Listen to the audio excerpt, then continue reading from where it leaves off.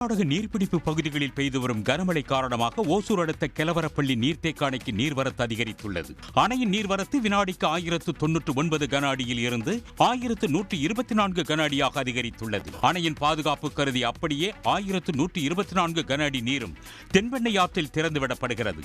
அணையின் முழு கொள்ளளவான 44.28 அடிகளில் 41.33 அடியாக உள்ளது. இந்நிலையில் தென்பெண்ணை ஆற்றில் வெள்ள நீர் ஆட்பறித்து செல்வதால் கரையோர மக்களுக்கு வெள்ள அபாய எச்சரிக்கை விடுக்கப்பட்டது.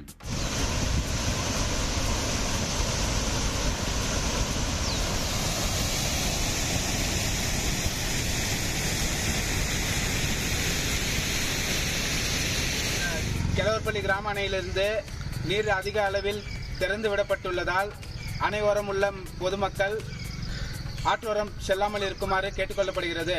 தொடர் மழையால் மேலும் அணைக்கு நீர்வரத்து அதிகரிக்கக்கூடும் என்ற நிலையில் அணையில் உள்ள அனைத்து மதகுகளையும் பராமரிக்கும் பணியில் ஊழியர்கள் ஈடுபட்டுள்ளனர்.